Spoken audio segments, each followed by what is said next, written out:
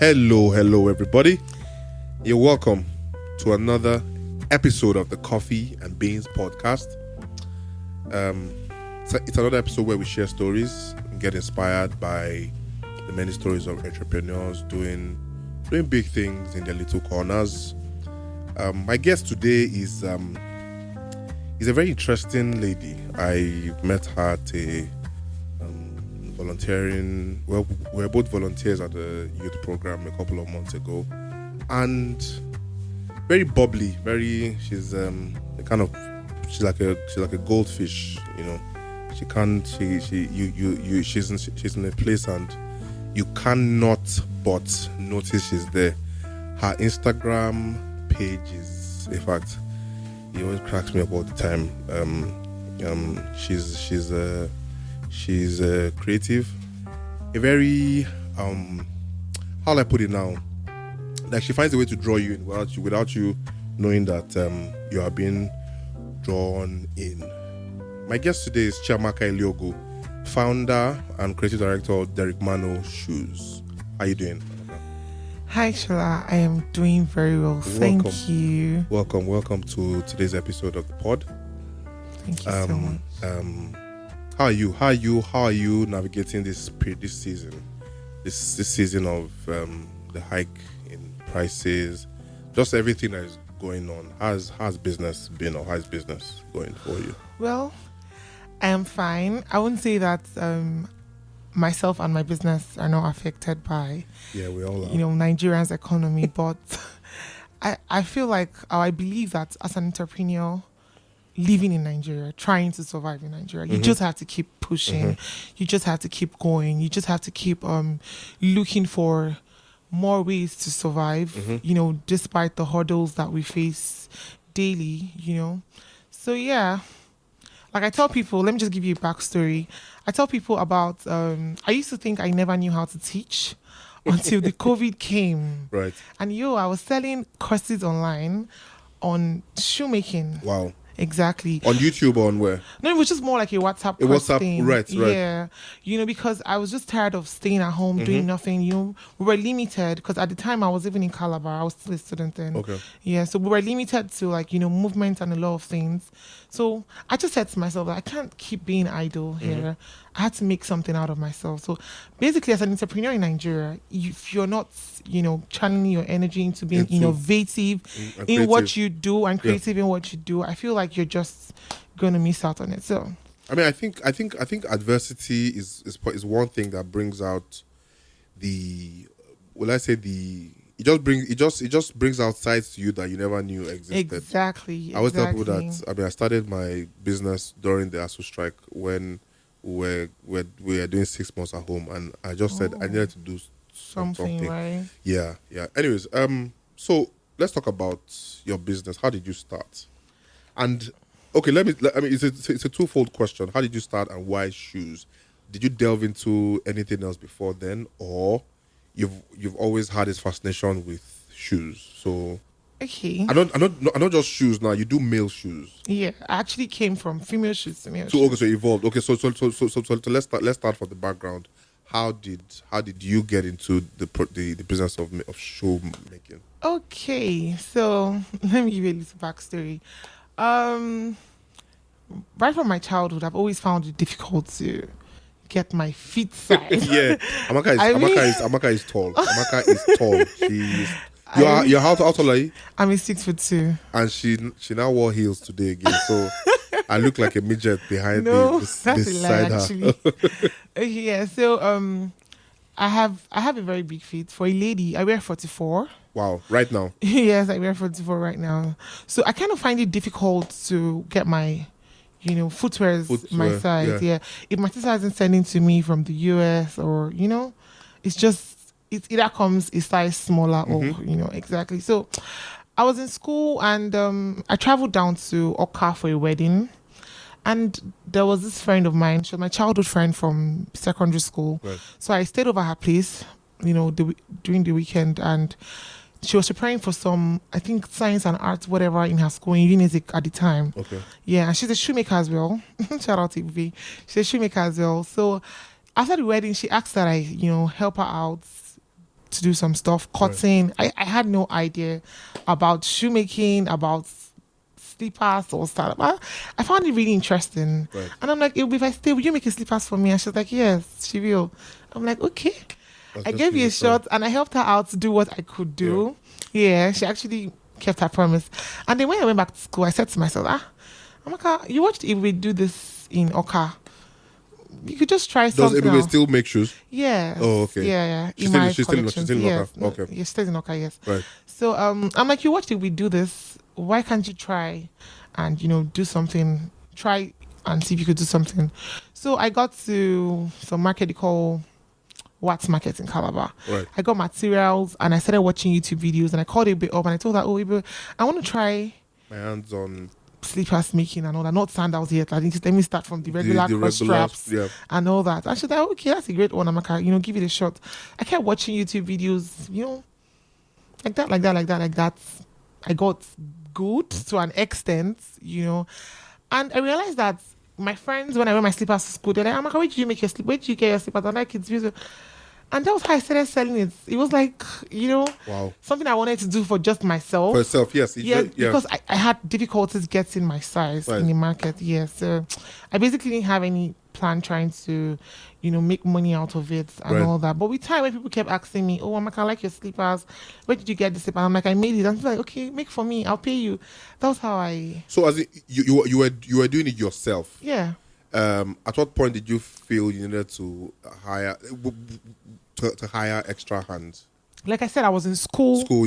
Yeah, while I was doing this, making a business out of my hobby, my one-time hobby. My markets, how do I put it now? The demand for my products in school became more than what what I was looking at, or more than what I expected, rather. Okay. Yeah, so I started looking out for shoemakers around school that I could just couple in my house, then drop it with them, and they file for me. Okay. Yeah, so basically that's what I was doing at the time, and I wasn't working with leathers or patterns that I have to sew on. Right. Yeah, so I was just working with very simple designs that I just use. Gum. Yes, and I'm done. Because my question was, how are you able to lay your hands on sewing machines and all that? Okay, so how you started was the really basic manual stuff. Yeah, then when it got so choked up for me in school, trying to navigate business and school, I just looked for shoemakers around. So I go to their shops. I just tell them, oh, please help me file this. I'll show them this is the pattern. Don't let it go. Just tell them what to do. And when I'm back from school, I pick it up and send to my customers, please. What did you study in school? Microbiology. So would you consider yourself would you have ever considered yourself a business person? Yeah, right from the onset, I always knew I was going to venture into business. Did you sell? Were you into buying and selling before you started making shoes? Yes, clothes at a point. Oh, okay. Before I went into school, I was going to get vintage shirts. Right. Or pick up vintage shirts. Right. Then I wash it. I said, oh my gosh, you just reminded me of that. Shout out to you, man. Yeah, at a point in school, I sold food too. Like you made them? Yes, I was making food and selling in school. Oh, okay. So I mean, so doing this was this? So now, my follow-up question will be, what informed the evolution from? Okay, now I'm making shoes for myself. Now I want to make, because of course making shoes for yourself, you weren't planning to make any money. It was just for your comfort. Yeah, and for my comfort. Just reduce the stress. So how did you take the news that, no, of course you knew that, okay, at this point I'm going to start making money?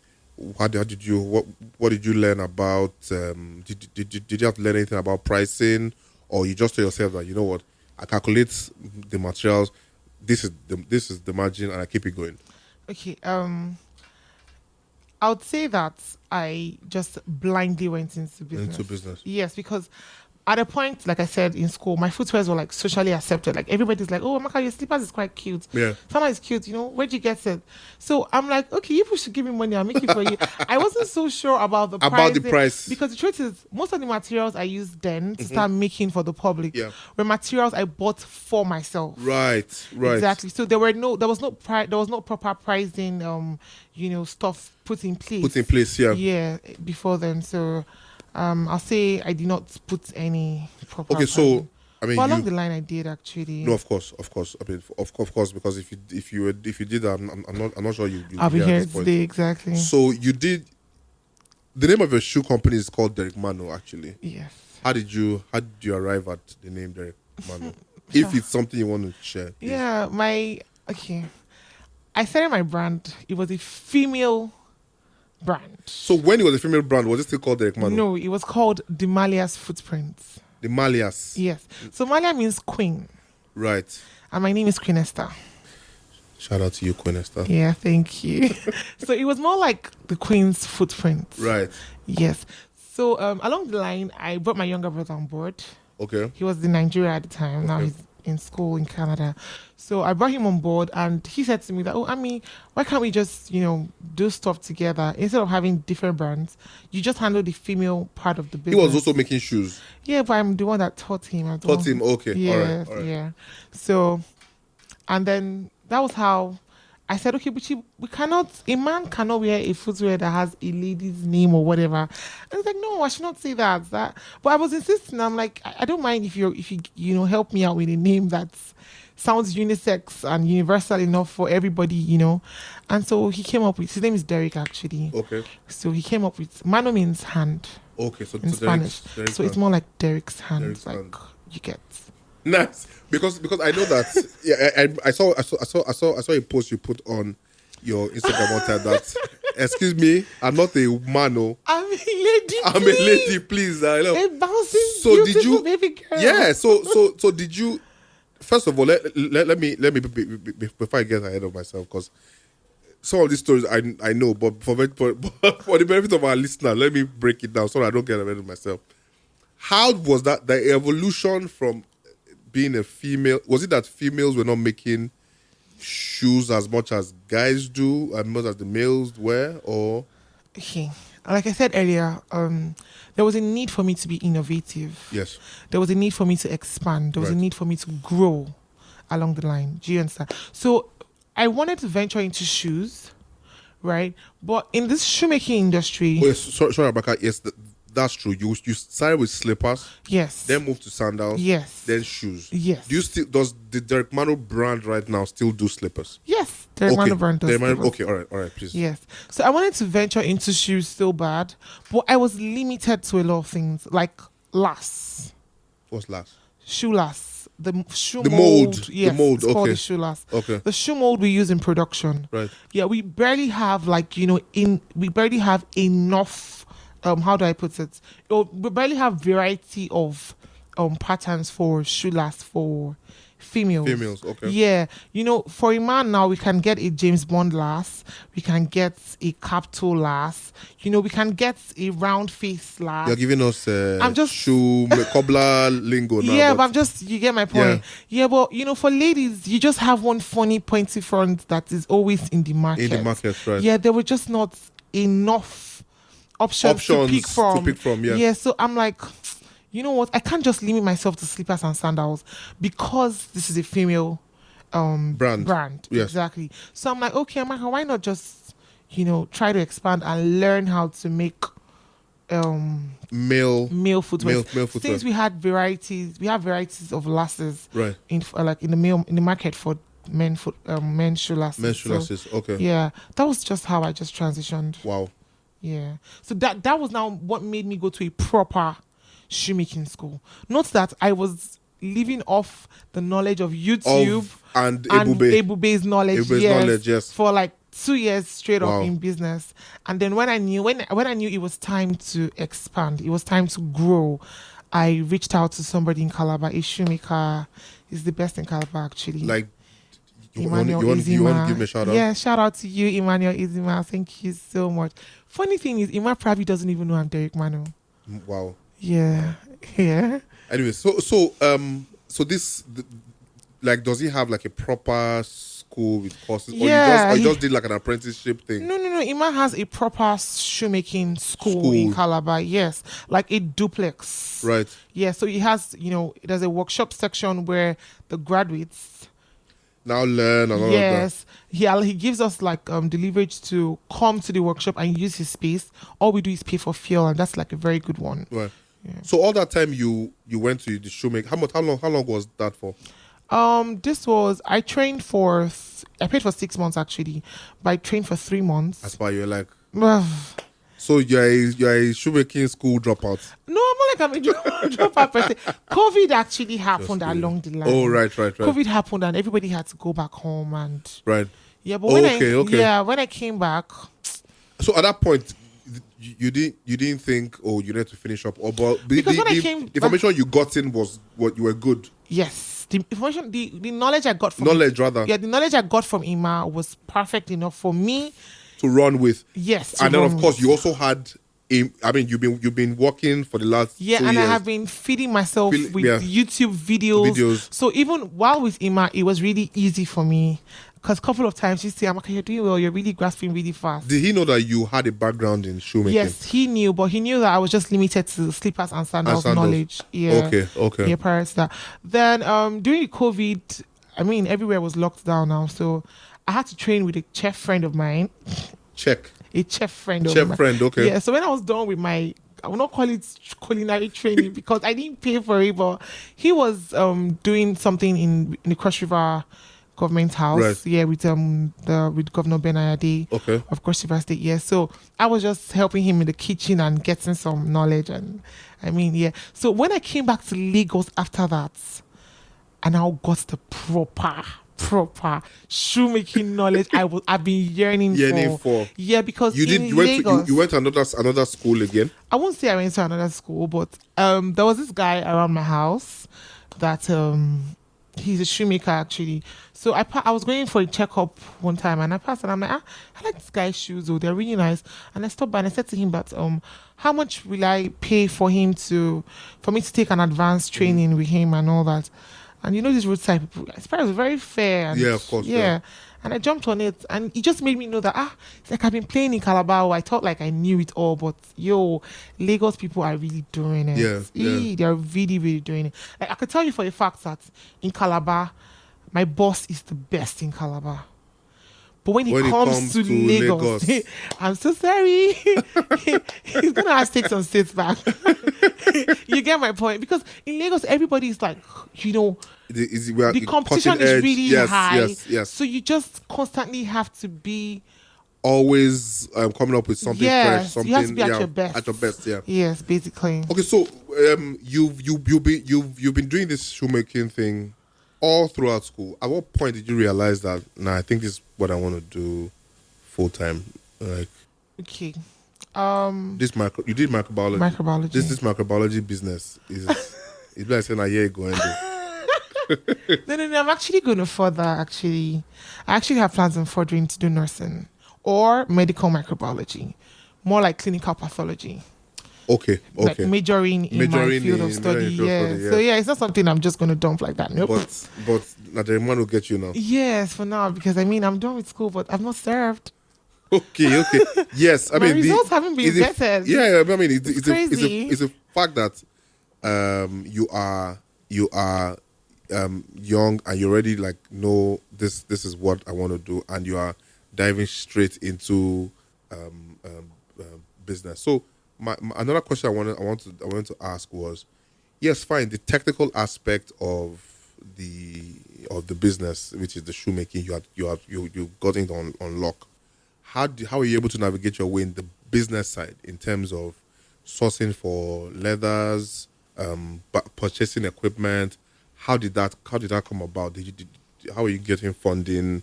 How are you getting funding primarily? How are you getting customers?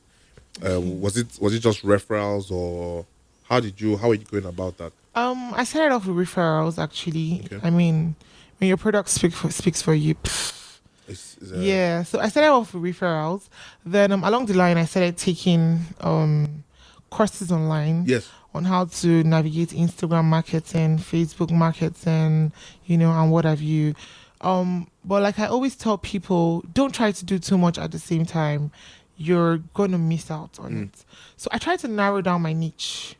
Right. right? Yeah, and understand where my customers are coming from. Yeah, I have a friend, Dougie. Shout out to Douglas. Douglas was like a very great pillar for me in my business. You know, when I spoke to Dougie about my business and all that, he's like, "Oh, I mean, I have a jazz club." He has a jazz club in Abuja. It's called Camden Jazz Club. Okay. So Doug is like, oh, there's a platform on WhatsApp where he has his jazz members on. That he's gonna put me on the platform. I should just advertise pictures of my product and that was it. Shola. Yeah, people trusted me because of Douglas. Because of Douglas, yeah.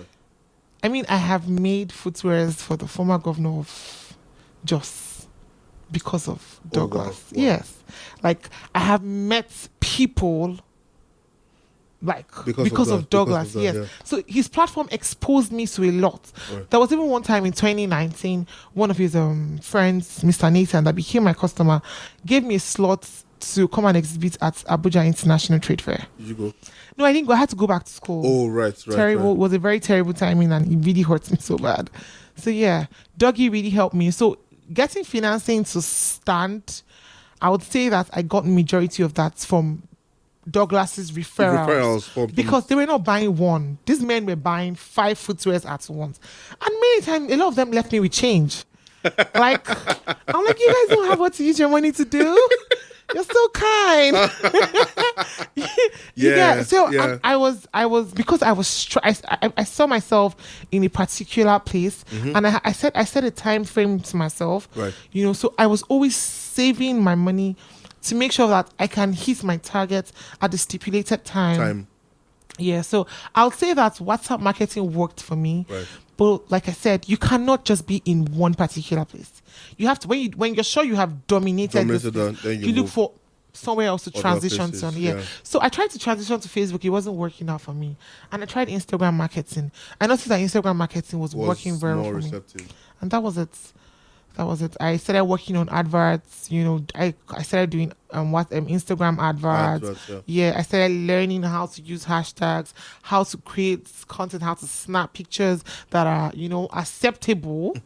Because people will be like, it's does not look fine. It's fine in real life, but if you're not getting the right angles, if you're not getting the right angles, you cannot market that product. Yeah, you get my point. So yeah, that was basically how I was able to raise funds. I mean, because I want to go back again to how you were able to juggle schoolwork, because I'm pretty sure at the point you were getting busy with making footwear for customers that did it in any way start threatening work, school? Yes it did. That was where the guy that I trained with in Lagos in Festac, that was where he came into the picture. Okay. So when I went back to school, I just called him, and when I noticed that things were getting, you know, a bit choky for me in school, I called him and I'm like, oh, what's up? Can you handle my production for me? How much will I pay you per pair? Since I'm not in Lagos to source the materials and give to you, blah, blah, blah. And then he's like, okay, so he gave me his price then. And I'm like, what's the point of having all my packaging materials in Calabar? I mean, even sending from Calabar itself can be a really, really big struggle, because Calabar is like in the middle of somewhere that is far from everywhere. Where my customers... Were you sourcing... How easy was it to source raw materials in Calabar? It was easy initially. Calabar to Aba is like 1 hour 30 minutes, 1 hour 45 minutes. Were you always going to Aba to source your material? Yes, 2 times in a month. Calabar itself didn't have a leather market? They have in Watts, but they don't have... They didn't... I really wanted more. The options were not. Yes, I really wanted more. Like okay. I really wanted more for my brand. I just didn't want to be limited to the regular plain calf skin. Right. I wanted to be able to play around, you know, basket leathers, woven leather, engraved leathers. Right. Do you understand? So Abba had the options I was looking for. Right. Okay. Yeah. So sourcing in Aba wasn't, I won't say it was difficult for me. It wasn't, but when the road got really terrible, I just had to take... That's road from Calabar to Aba? It got so terrible. There was a time I almost had a major accident on the road. Also, I just said, no, I'm not doing this no more. Like, our vehicle was literally almost somersaulting. Like, I had my heart in my mouth, basically. And I just said, no, I'm not doing this anymore. So that was when I now started outsourcing the guy in Lagos here, production in Lagos here. And funny enough, I realized it was faster for me, because most of my customers were in Lagos and Abuja when I had to When you transition into the male. The male footwear yeah, field, yeah. So most of my customers were in Lagos and Abuja. So logistics was very easy. I have got this good in front of my house. Okay. So they just drop off. I got this good sent anywhere. But in Calabar, you have to wait. They will tell you 48 hours. Sometimes the vehicle will spoil on the road. You have to be in your mouth because you don't even know what to say to people. So a lot of times you did not see the product. It was physically. No, my brother always snaps them and sends them. He always assesses them, yes. Yeah, before sending out. So how does it work? Do you have pre-made designs which they pick from, or people send designs to you where you can check out what they have? Okay. Check out what you have, pick from, or send what they want, and you do them. How does it work? Okay, I would say prior to now, this was another reason why I stopped doing female footwears. Right. Prior to now, I wanted to, how do I put it, get the best out of my hands. Try to know how to make different patterns. I don't know if you get my. I was exploring a lot of patterns, but I realized that I wasn't building an original brand. Huh. Okay. People were giving me Hermes slippers to replicate. Why? Everybody, you're shopping Derek Mano and you want Gucci in your slippers. No, why you gonna do that? I'm talking about coach. Ain't nobody got time for that. No, because do you get my point? Yeah. So I'm like, how long do I want to keep? I'm not trying to be an Aboki kind of shoemaker. Yeah. I'm trying to create a name for myself in this industry. Do you understand? I want people to see Derek Mano for her originality. If you come to my page on Instagram, you would see that I don't even post other people's pictures. Yeah. It is strictly Derek Mano pictures. Like, I own my stuff. Do you understand? Yeah. So all your designs are original designs? They are original designs. Wow, shout out so to that you. was why I stopped doing replicating Hermes, replicating this, but I do that for some Sancho's boots though, because I like to play around boots. Okay. Yeah, shout out to JP. He taught me how to make boots. What do you think is your best selling product in your shoe line? Which is your best? Which I have created a very big name for myself in the slippers and sandals industry. So you'd sell more slippers and sandals than shoes? Funny thing is, I just introduced shoes into the picture officially, like proper. When? April this year, after my exhibition on Nigerian Chick Street Fair. Oh, okay. Yeah, because when I went for the exhibition, a lot of people kept asking, "Oh, your slippers are so beautiful. Why didn't you call me shoes? Why didn't you?" I went with very few shoes to know if people would like it just as much as they like. And my shoes finished on the first day of sales. How many pairs did you take? In total, I went with 70 pairs of slippers and sandals. Then shoes, I went with 25 cup soles. I sold all the shoes. I sold all my shoes on the first day. Shout out to you. Like, I'm like, I didn't know you guys would like shoes for Derek Mano. Nobody told me this. Should have called me more. You get? Yeah. So now I am seeing that Derek Mano, people are accepting Derek Mano shoes. Every day I wake up, I'm seeing one positive review or the other. It just keeps me going, by the day. So, I want to ask, how is it like being a female selling a male product? How easy, otherwise, is it for you? I mean, I know that you try to push the brand before yourself. Like, you're always you're always that, which is why there's that confusion or that when people say, "Oh, bros, yeah, I want to buy a shoe," and then they see, hey bro, I'm not your bro, tiny bro, what's that? So how is it? So tell me how is it? How easy is it or otherwise being a female in a male selling a male product? And will I call it a male dominated industry? It really isn't. You're just a female selling a male product. Yeah. I'd say it's easier than when I was doing female footwear. Yes, because men are so precise with what they want. First of all, they don't want stress. They don't want you to. Shout out to y'all, my odogus. They don't want me to do so many things and so many designs and look for turquoise, purple, yellow, green thing. As in straight to the point. Blue is blue, green is green, black is black. You get my point. So, in aspect of production, it's really, really stress and hassle free for me. Okay. Right? Yeah. But sometimes the only part of the story that I do not like sometimes is when they try to hit on me like. Can you all calm down? I'm only trying to sell my market. Yeah, I know, which is why I asked that question, because I mean, I think the reverse goes I softly just put everybody in their place. In their place. Yeah. Yes. But would you say it's easier to get your message across in selling when you are trying to market? Like, do you have to convince? Is it a whole lot of work trying to convince people to buy, or it's just come and buy what I'm selling, and then what are you selling? Bring like 10. God has blessed me. It used to be a lot of, convincing to do, but I feel like I'm at a point in my business where people see what they like on my page and they just want to get it. Right. You get, so I think I've passed that level where I have to speak over. Because first of all, I have a return and refund policy. Oh, okay. Yeah. I mean, you get a Derek Mano footwear, what you get is not what you ordered. Feel free to return it. What you get, maybe you have an issue with your product, please send it back to me. So I don't have to over convince people. So when it tries to get to that stage, I just tell them, so do you know what? We have a refund and return policy. So if you're not satisfied with your purchase, please feel free to send it back to me. I'll give you your money 100. Wow. So it just makes them feel safe. Because come on, a business owner that's not going to give you good products would not be offering that. Yeah. But because I know the value I bring to your feet. What would you say Derek Mano has that no other locally? I'm trying to put this in a. What makes my brand different? What makes your brand different? Yes, I mean, thank you for what makes your brand different? What do you think makes your brand different? Okay, like I said earlier, that I bettered my brand because I found it difficult to get my shoe sizes. Right.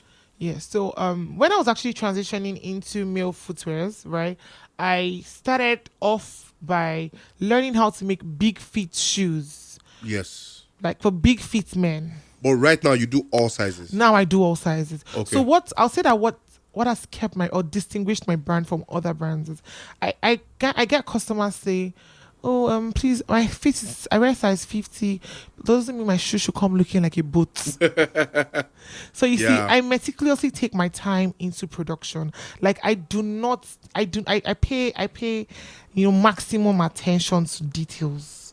My customer shoes is like, I handle it like I'm handling my life. What's the average production time for a pair of shoes? I give 5 to 7 working days because you don't rush greatness. Okay. Nice. Many a time. I think I'll call this episode "You Don't Rush Greatness." Yes, yeah. Exactly.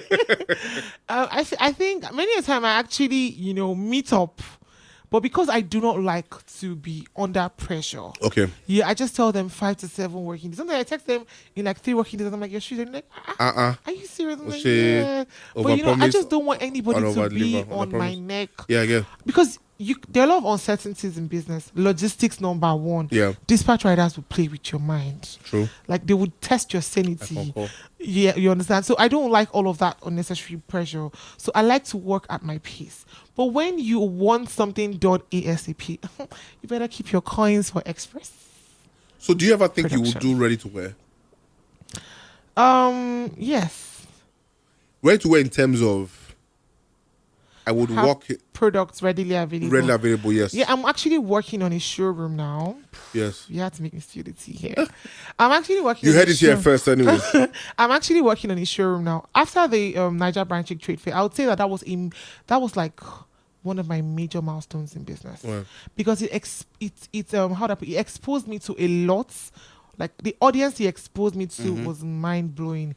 After that trade fair, I have been getting customers that want to buy stuff ASAP. Yeah. Prior to that, I was always leaving off, it has to be on pre-order, it has to be this, it has to be that.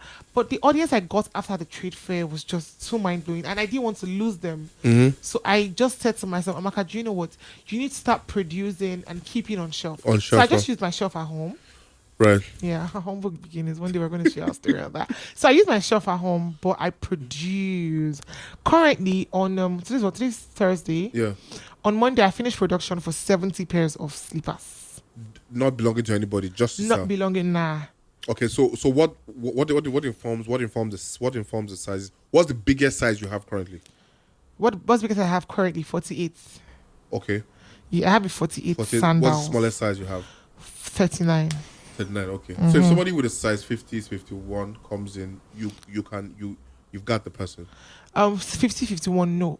Like, if you want to come in for pickup, no. No, so I'm talking about to make a pair Come of shoes. on, shall I made 54? Don't play with my hands. 54. Yes, please. Have you met the person before? No. I don't know how tall the person is. He's a giant, actually. I've seen his pictures. His name is Sci-Fi. He lives in Abuja. He is a 54. giant. Just saw this man's picture. I'm like, what is this? What did he make? Shoes? Yes. And it took me, it was a lot of work because I had to pad a size 50 last. And let me tell you, padding, if you're not careful while padding, that shoe is going to lose shape. Yeah, I mean... Because you have to keep using the macros to pad and blend with your filing machine. If you don't get it right, then... The highest size last comes is 50. The highest I have is 50. They might have higher ones. They might have higher. Yeah, but the highest I have is 50. Wow. What's the plan for Derek Mano, say, in the next 5 years?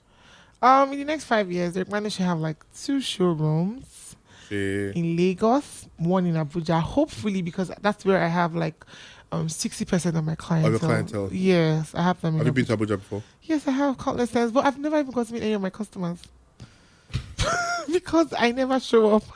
You should know me that I'm shy behind this whole thing. You should know that. Yes, she's actually shy. Person, so yeah. We have to do a lot of breathing exercises. But no, I'm surprised that she's on a roll. Like, it's in a business. Actually trying to convince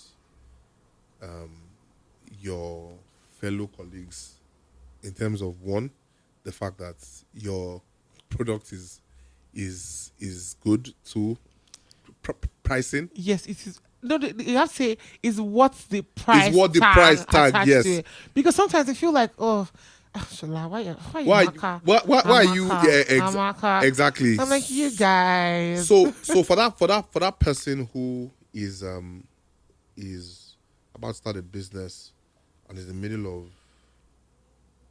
let's say, also in school and starting a business, what's your advice for that person? Okay, my advice to a young entrepreneur in school. Young entrepreneurs, yeah. Okay, in school, in transition, in a job that they don't like and they want to they want to evolve into full-time business. I'll say always have your eyes on your goals. Like, set out your goals. First things first, you have to set out your goals. Because I feel like if you do not have your goals all set out, you're just moving afloat. You're moving confused. You don't have a direction. So you need to set out your goals and always have your mind on it. People usually say, oh, don't depend on your friends and family for your first, but that's a lie. That's a lie.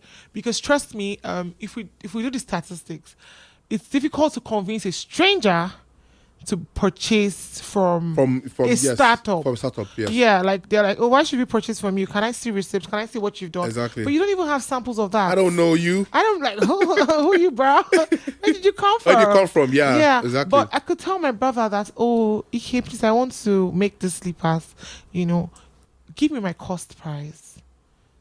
Let me just have this sample to show people that I can do it. Yeah. I did that with my friends, Izine, Whitney, Favor, Pearl. Shout out to you guys. I love you guys so much.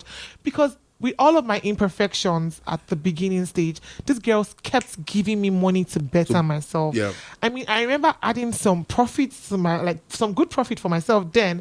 And my friend Zini, she didn't mind. And she's like, Chiamaka, I want you to be better at this. I can see that your mind is here. Wow. I'll say, Zini, I can't completely get this design. Or maybe if I didn't get the design she wanted at the time, she would give me a chance to be better. She would even give me more money to get more materials. You get my point? Just so that I can perfect my hand in that particular pattern. So I will tell them that they should not listen to people that say your family and friends are not your first customers. That's a lie. That's a very big lie. Yeah. It just depends on the angle you're saying it from. Yeah. When you have supportive family and friends, those are your first customers. I mean, what is family if they cannot support you? Yeah. So, first of all, you have to have your head focused on your goals. Do not miss it at that. Then, secondly, you need to get samples of your products to show the world that I can bring this value to your table. You understand? Yeah. So, work closely with your family and friends to be able to, get better at your craft and your field. Then thirdly, I'll say, first of all, you have to hold God. Yes, we all know about that. Yeah. None of us know about that. Okay, but you guys have to hold God tight though, because who are you holding? What are you people doing? Yeah. And I also say that what I want to say now, I also say that you should always be innovative. Look, that cannot be overemphasized. Yeah. It cannot be. You cannot keep sitting in one particular place, limiting yourself to one particular thing. Try to diversify your craft. Try to diversify, your niche. Another thing is they need to study their niche. Yes. So as a startup, if you do not narrow your business to a particular niche, you're going to miss it. And that was where I was glad that I took a break and I took a halt from the female footwear. Yeah. Because I'm sure that by now I'd have probably just been wallowing and wallowing. Do you still do this? Do you do female stuff? You don't do female stuff at all anymore? Special order. I do it for my customers that their wives want me to make for, Yeah, but I don't put it out there anymore. Yes, because I don't even have those patterns anymore. I let it out. I've given it out. Yes. All right. Yeah. So for startups, first of all, they need to hold God tight. They need to write out their goals. You need to. It is very important. When you have your goals written out, you know when you're progressing and when you are not. Do you understand? Yeah. There's a need to be innovative. There's a need to narrow down their how do I put it, their business to a particular niche. Okay, who am I serving? For instance, I told you earlier, I was looking out for serving people that were in need of big foot shoes. Yes. People, big feet men that did not get their size. Yeah, we're having challenges getting their size. Yeah, that was where I narrowed my what's called my business. Your business. Yeah, until I started, diversifying and making for other sizes. Right. So yeah, that's it. That's my advice to them. And good luck in the journey of life, because entrepreneurship in Nigeria is not easy. It's entrepreneurship in Nigeria is it's like a steeplechase obstacle course. Yeah, and that's why on the podcast what we try to do is celebrate people that have overcome those challenges and are flourishing and are doing amazing things. Thank you so much, Chiamaka, for stopping by the podcast. You see, I can't believe I did this. But yeah, I'm glad I did. Yes. And where can we find Derek Mano if we want to purchase an item? Okay, yes, you can find Derek Mano in Festac. You can find Derek Mano on Instagram. Okay. And yeah, I have a stockist shop in Abuja. Okay, can we have that? Yeah, King's Vine Luxury. They're in Wuse too. Okay. Yeah, I'm not sure of the address. I have to go through. Anyway, we'll put it on. We'll put it on King's Vine Luxury. I stock up my shoes in King's Vine Luxury stores. How'd you spell Derek Mano? DEREKMANO. Is it not Derek Mano Luxury? Yes, then there's a luxury. And I did now. You asked how do I spell? No, how do you like? What's your handle? Am I the one that should be at Derek Man at DEREKMANOLUXURY? Should I'm going to strangle you for this? Well, you can tell that we are having a swell time here. I think one of my most favorite episodes, I must say. Thank you all for listening to the pod. Find us on Instagram and Twitter at coffeebeanspod. Send us a mail, coffeebeanspod@gmail.com. Until the next episode of the podcast, keep listening, drink coffee, and stay inspired. I'm out. Bye, guys. Do remember, don't forget, you do not rush greatness. Don't rush greatness. Yes, that's the title of this episode. Don't rush greatness. All right. Bye, everyone.